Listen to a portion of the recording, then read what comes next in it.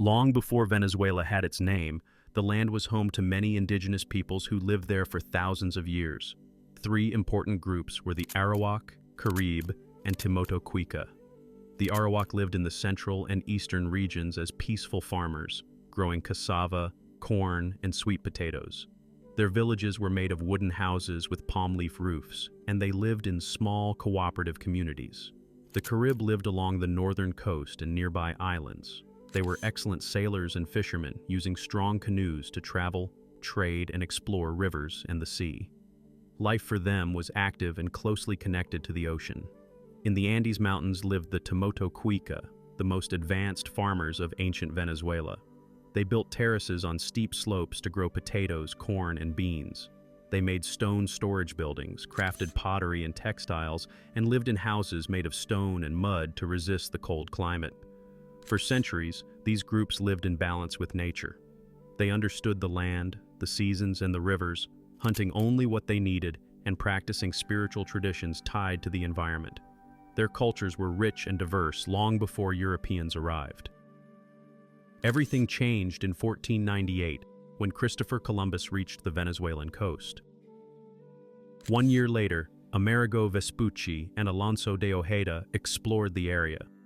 Seeing houses built on stilts in Lake Maracaibo, they thought of Venice and called the region Venezuela, meaning Little Venice.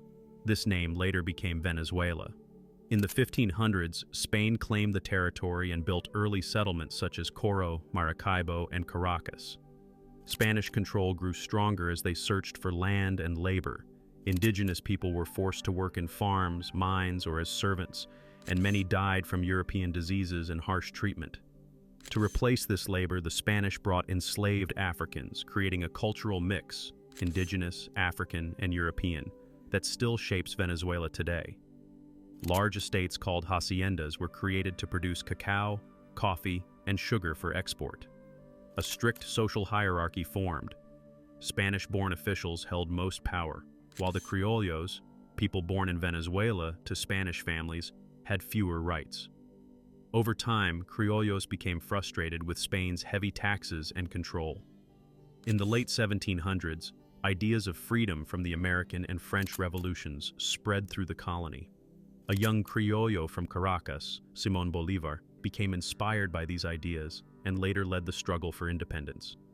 In 1821, Venezuela won independence from Spain after the Battle of Carabobo, but instead of becoming fully independent, it joined with today's Colombia, Ecuador, and Panama to form Gran Colombia, a large republic created by Bolívar. He believed unity would make the new nation stronger. However, the regions were too different, and many Venezuelans felt Bogotá was too far away to understand their needs. In 1830, after many disagreements, Venezuela left Gran Colombia and became a truly independent nation. José Antonio Páez, a hero of the independence wars, became the first president. Although respected, he kept much power for himself and a small elite. Political tension grew between conservatives, who wanted a strong central government, and liberals, who wanted more regional freedom. These conflicts led to several civil wars, the worst being the Federal War, 1859 to 1863, which caused massive destruction and left the country weak. Even after the liberals won, peace remained fragile, as regional strongmen called caudillos continued to fight for control. In the late 1800s, Venezuela attempted to modernize. Antonio Guzmán Blanco, who ruled several times between 1870 and 1888, built roads, improved Caracas, expanded education, and strengthened the central government. However, he ruled in an authoritarian way, allowing little political freedom. After his period in power, instability returned, with different caudillos fighting for control. In the early 1900s, Venezuela faced an international crisis due to unpaid debts. In 1902, Germany, Italy, and Great Britain blockaded Venezuelan ports to force repayment. Known as the Venezuelan blockade, it caused tension until the United States helped negotiate a solution. In 1908, Juan Vicente Gómez took power and ruled for almost 30 years, directly or through puppet presidents. His government was harsh and repressive, sending many people to prison or exile. But during his rule, Venezuela discovered huge oil reserves. Oil quickly transformed the economy, attracting foreign companies and turning the country from poor and rural into one of the world's major oil producers. After Gómez's death in 1935, Venezuela began slowly moving toward democracy. Political parties appeared, workers demanded rights, and reform ideas spread. In 1945, a civilian-military alliance led by Acción Democrática briefly took control and introduced social programs and educational reforms. But in 1948, the military seized power again. Real democracy returned in 1958 when Venezuelans rose up against dictator Marcos Pérez Jiménez. Massive protests and support from civilians, workers, students, and parts of the military forced the dictator to flee. After this victory, political parties signed the Punto Fijo Pact, promising to respect elections and avoid coups. This pact helped create decades of democratic stability. During the 1960s and 1970s, Venezuela experienced rapid growth thanks to high oil income. The government invested in highways, schools, hospitals, and public services. Many Venezuelans enjoyed improved living conditions, and Caracas became a modern city. Immigrants from Europe and Latin America arrived seeking opportunities. However, the economy depended almost entirely on oil.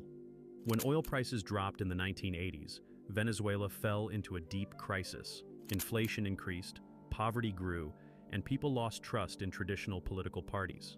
In 1989, sudden price increases caused massive protests known as El Caracazo, during which security forces killed many civilians. This event deeply affected the country. In the early 1990s, a young officer, Hugo Chávez, led a failed coup, accusing political leaders of betraying the people. Although imprisoned, he gained popularity as a symbol of change. In 1998, Chávez was elected president. He promised to fight corruption, reduce poverty, and give more power to ordinary citizens. In 1999, he introduced a new constitution that expanded presidential authority and renamed the country the Bolivarian Republic of Venezuela. High oil prices in the 2000s allowed Chávez to fund large social programs, including free health care, food support, and education. Many poor families saw improvements, but the economy became even more dependent on oil, and political polarization grew. Supporters admired Chávez, while critics warned he was becoming authoritarian. In 2002, part of the military and business leaders briefly removed him, but he returned to power after massive demonstrations. By the 2010s, falling oil prices weakened the economy. Shortages, inflation, and political conflict increased. In 2013, Chávez died, and Nicolás Maduro became president. Under Maduro, Venezuela entered one of its worst economic crises. Hyperinflation destroyed salaries, businesses closed, and millions of Venezuelans migrated to other countries. Political tensions worsened, with disputes over elections, human rights, and democratic institutions. Foreign governments became divided, some supporting Maduro and others recognizing the opposition. In recent years, limited economic reforms and private activity have brought small improvements, yet major challenges remain: poverty, migration, and political division. Today, Venezuela is a nation with a rich culture, a long and complex history, and resilient people who continue to hope for a more stable and prosperous future.